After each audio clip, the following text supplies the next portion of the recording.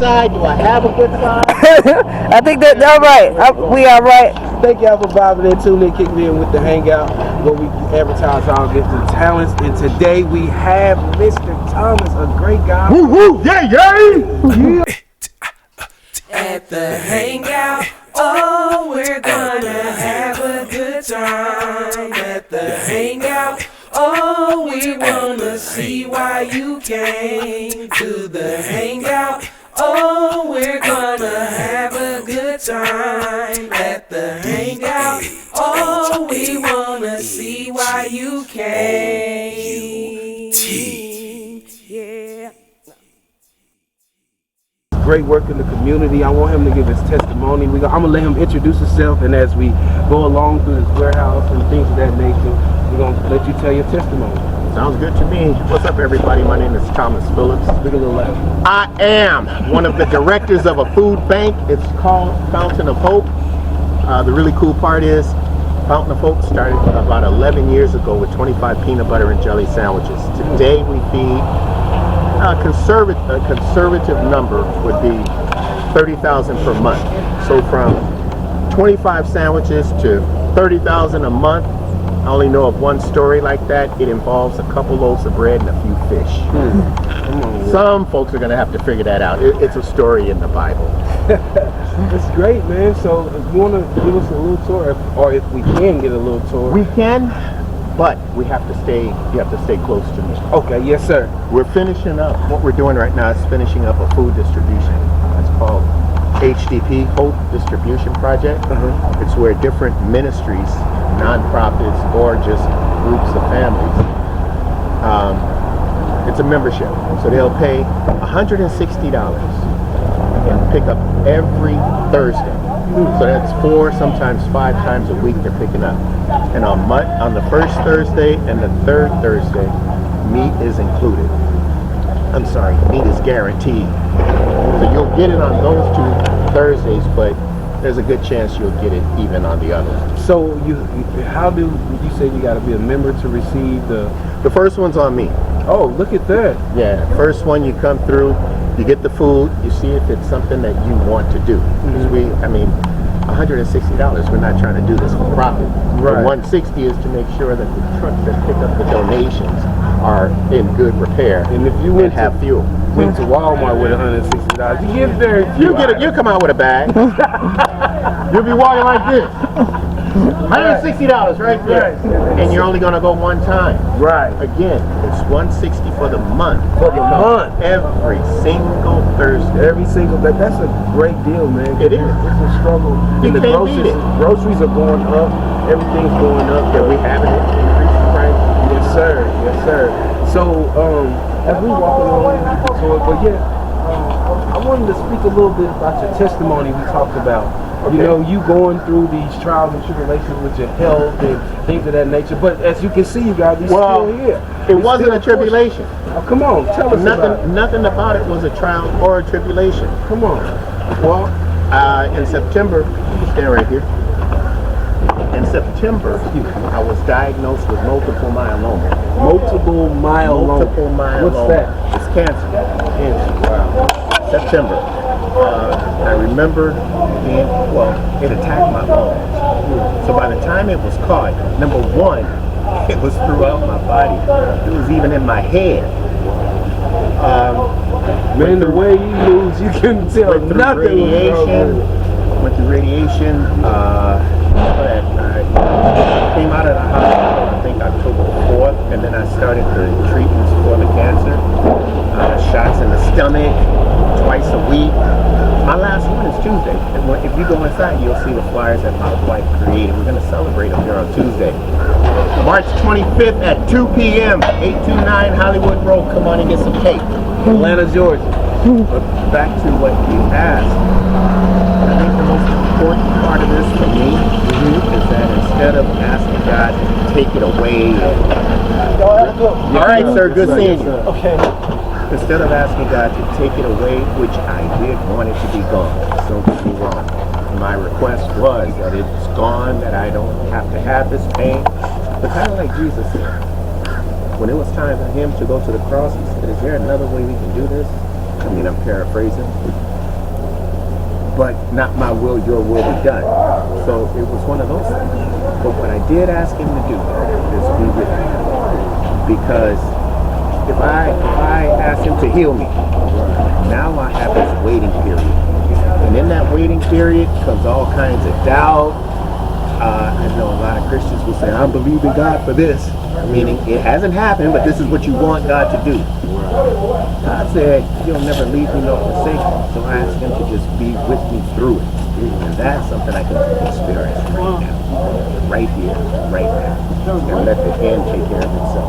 Because if He's with me, whatever's coming, I guess this is important too. I wasn't afraid to die. I deal with that later. So how long Go has it ahead. been Go ahead. since you had Tell him, anything?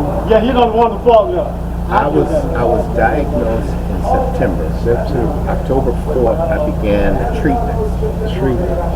There was, and even with that, the usual treatment is you go through a full cycle, which is about 2 months, a month and a half, 2 months, and then you have bone marrow transplant.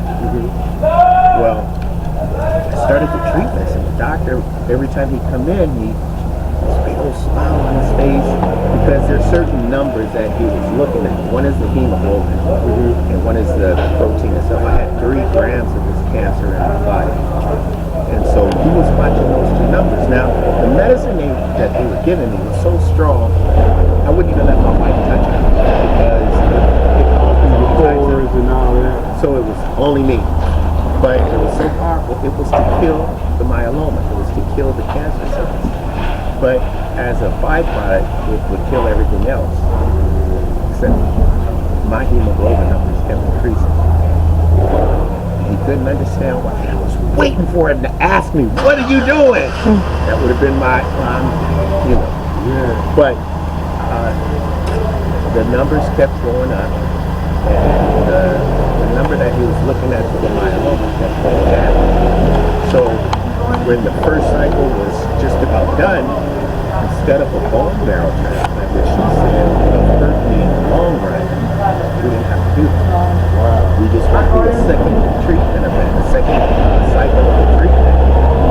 And my last one, about a month ago, I was in his office. Because I watched the numbers too. I have an app that shows me all the numbers. You're currently going through treatment right now? I had. No, I wanted to stop, not to cut you off. You did. But I know, It's all right. I apologize. But he's steady pushing for God. Look at what's going on. This is why God was with you, because you never let him. You know what? You said Come on. something to me that I want to clarify right now. Yes, sir. You said that you beat cancer. Yes, sir. Personally, this is Now, just me. I had an opportunity. No. This is me. This is only my feeling. I had an opportunity to beat cancer. When it was my opportunity to beat it, I couldn't even get off the couch. I knew he was going there. I was in so much pain. We called an ambulance, and they couldn't get me up. We had to call the fire department, and the guy looked at me. He said, "I got a pill. You take this pill, you're gonna feel like you're having an out of body experience." I said, "I don't care. Give it to me." Nobody said anything. I was just laying there. He saw something in my face, and he said, "Now's the time. Let's go." They grabbed me, and the way they grabbed me, I knew I was supposed to be screaming, but I just didn't feel the pain. And as we were going down, because at the time I was in an apartment, as we were going down from the second floor to the first, it felt like I was riding along the rail, just watching everything that was happening. You ever hear stories of people that have out-of-body experiences? They say they feel like they're on the... Yes, sir. I can relate to that. All because of the thing they gave you. Yeah. Well, yes, in the story I was telling you about me is sarcoma cancer. I had the surgery and everything. I didn't have to go through treatment and none of that. Like you said, it wasn't me. It wasn't me. I apologize. Don't. And that's not why. That's not why I brought it up. The strength that was in me, because God is my strength. There it is. God is my strength. It was that strength. All that did was trigger something that I thought was really important. Yes, sir. That's all. But no, so how did that make you feel when they told you that you had it? Did it change your emotions? Or? That was the first time I said, God, just be with me, because you said you'll never leave me nor forsake me, and I stuck with that. Now, I was able to experience God work in so many ways because my focus was not on me. Because if it was on me, God, I'm still in pain. God, it's still happening. God, where are you? What are you? No. I was about to get married. My marriage date was October 19th. I went into the hospital September 11th. September 12th, the woman that was my fiance at the time, I knew for a fact that she could have said, well, you know, I didn't sign up for this. Maybe this is God showing me what's ahead, so let me go on and back out now. She didn't do that. She took off work. I think they call it FMLA, but we were together day and night. All right, sir. All right, y'all. We were together day and night, every day and every night for about a month. We actually God created a bond. God wanted to show you she was your wife. I kept asking him. Paper didn't make no difference. I kept asking him, is this the woman you put here And for he me? showed you. I have absolutely no doubt. So that he was at work. God was working in so many ways. My sister, my brother, who was like the gangster of the family, I'm listening to this man say, praise God, and don't harbor any hatred because it could affect you. And I'm like, what? Where did this come from? So yeah, and don't get me wrong, the pain was real. The pain was excruciating. I was telling my dad today, man, and I'm gonna let you speak. The way you know you saved is in your life. Well, the thing is, I have to say this. I wasn't afraid to die. I have no doubt where I'm going to be when I die. The one thing I'm working towards, when that day comes and I'm standing in front of him, I want to be able to say, you know, I was just thinking about you, God. So, you know, any conversation that I have, if it's worth anything, somehow or another, God is going to do it. Just because that's my life. That's what I do. Y'all believe it or I not, serve Him. that's how we met. Serving God. Yeah.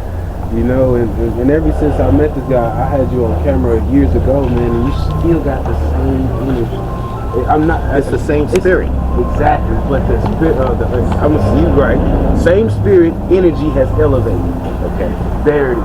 Same spirit, but the energy has elevated. And the pain is still here. My wife told me I have an appointment with the radiation department tomorrow because the pain is still there.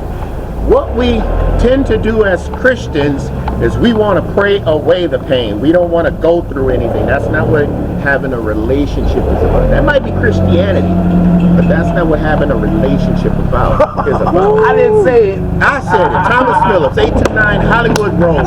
Come here But and he's see correct though. You are right. You are right, man. Sometimes we gotta take out those barriers. Lord, remove that person on my job because move this barrier, God. No. Be with me through it so you can teach me what you want me to know through this. I said this to you on the phone.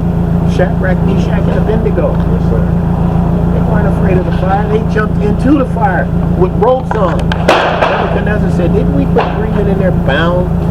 How come I see 4 moving around? The only thing that fire did was burn off what was holding them back. Oh, That's all it did. yes. And they didn't meet Jesus until they got in the fire. So Christians, praying away your problems, you're missing the best part of God. He said the fire burnt off what was holding them back. There it is. This is why we go through fire, to burn off anything that Those of us that go through it. Because again, I mean, so many prayers are asking God to remove bad situations. I just ask Him to be with you. Go through it. You come out better on the other side. That's deep, man. That's deep. And so do you think that you going through that situation of the cancer stage, did it give you better insight on God? It gave me a better appreciation for who He is. Because the things that I saw Him do, I was asking him, is this the woman you want? Because I've been married before. We shouldn't have gotten married. I mean, it's nothing against me or her. We just should not have gotten married. And so this time, instead of saying, God, I want this in a woman, I want this in a woman, I want this in a woman, I said, is she the woman you put here for me? And, you know, we had our differences. And I go back to him and I said, but God, this here was a deal breaker for me. You said, God told me, well, this is the woman. You asked me if this is the woman I put here for you. That's her, and that's the package she comes in. Now, when you have a problem, you come to me. And I would do that, and I would go to him, and he would change my heart. So many things that was bothering me about her was in my heart from previous stuff. So we had to, me and God, had to take care of all that. And she is the best thing that happened to me. I'm 60 years old. Cassandra. I used to say her name wrong. I used to say Cassandra. Cassandra Phillips, the best thing that happened to me. Can I get a copy of this? You sure will. You sure will. Man, let's tour this. Yeah. I don't want you to sit down too long, man. You got to move the bones. Look at how you move. Yeah. Look at this. Look at this. No, look at all of this. You have to know, all of this is donations. Wow. Come on. Come on! Look at what God do. Look at what God do. I mean, it seems big, but when you think about it, he created the planet that we live on. Yes, sir. And all the other planets. And keeps it all moving. Look at that. This is all that y'all see this. This is why God is always with this man. I'm not, and his energy is like he's 35. Right here, if you look right here, those two freezers, full of meat. Wow. Full of meat. Yeah. Wow. How much more proof do you need that God is real? You got a dude walking around that was diagnosed with cancer about 6 months ago, and it's gone. You're walking in the warehouse that used to be empty, and now it's full. Hey, man. Look, how did this come about? What made you want to do this? I didn't want to do this. I was back in LA working for Canon selling copiers. So you from LA? If somebody would have told me that I would be coming to bankhead to a food bank to serve, please. So you're not from Atlanta? I'm from Los Angeles. What's up? That's what that was. What's up? Okay. Well, yeah, so you're from Los Angeles, all the way in Atlanta. All the way in Atlanta. How did you land here? My 3 daughters. Okay. Shout out to Brittany Nicole, Jayla, and Jordan. Amen. Salute. Y'all got a great dad. Copy this, right? Yes, sir. Y'all have a great dad. I'm going to edit it first. Okay. But y'all have a great dad, man. Ever since, this guy has supported me, even when I wasn't even in the state. And that's Still do. Whenever you're ready. Yeah, I'm getting there. Whenever you're ready. It's God's timing. Yes, sir. That's something else that I had to learn. I used to think, being a good Christian man, okay, God will give me a task. What is it that Christians use? My assignment. He would give me my assignment, and I'm supposed to go take care of it. With my limited knowledge and my limited resources, I'm supposed to go take care of it and then come back to him and say, look what I did, God. No! He knew enough. He knows enough about me to not do that. He gives me the first step. And I have to depend on him because most of the first steps are about something I don't know anything about. Like the food distribution in Conyers. We've been doing this, we've been distributing food in Conyers ever since the pandemic. Like 500 plus families we serve every single Wednesday, and we haven't missed a Wednesday. It's 5 years. That's where I met you at. Yeah. 5 years we've been doing this and haven't charged anybody a nickel. Yeah, man. That's all God. But he only gave me the first step. And then after taking that first step, I have to wait for him. Take the next one. Wait for him. Now I'm learning we're taking this first step together. All right, let's do this. Come on. Because it was kind of choppy at first. Now we get to walk. We ain't running, but we get to walk. Everything is smooth sailing in here. Right. I'm not saying circumstances are, because it's not the circumstances that matter. Circumstances are going to happen, whether you want them to or not. How you respond to them is up to you. That's it. Your response is what matters. Yes, sir. Man, so with you coming from LA, did you get open arms from Atlanta? Well, yeah, absolutely, especially being in this place. Because I used to live around the corner, and I used to walk home. And I promise you, at least 3 times a week.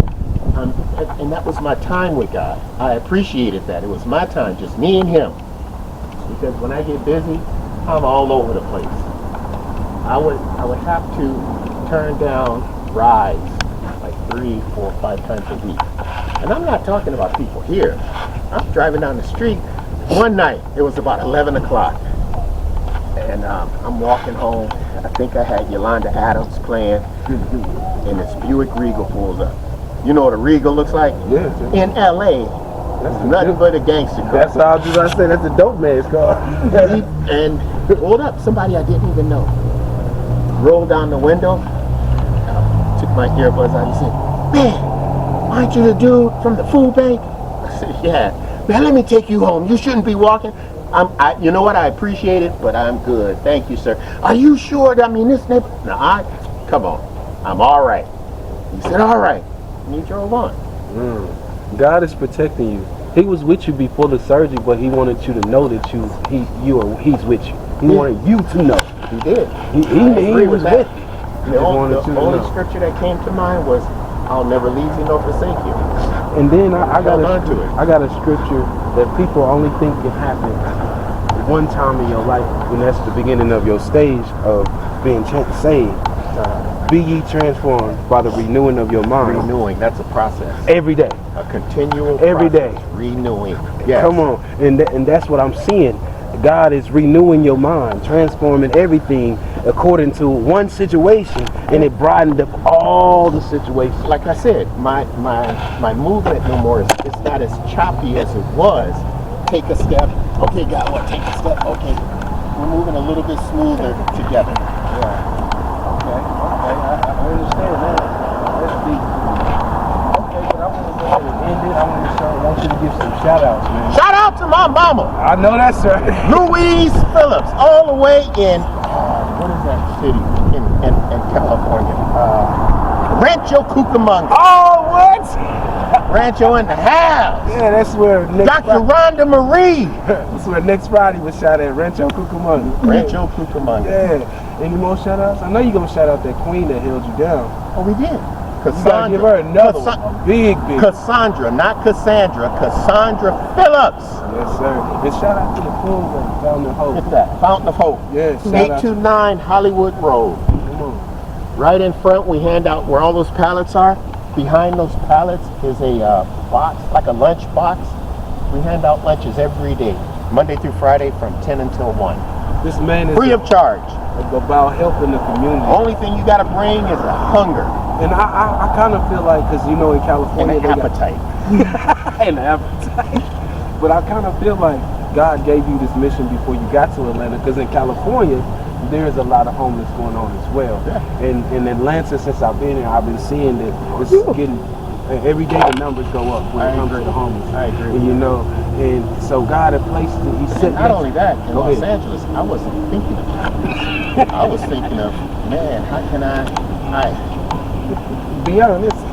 honestly, my goal was to get a big house and get my kids back out there, because I knew what I wanted my family to look like.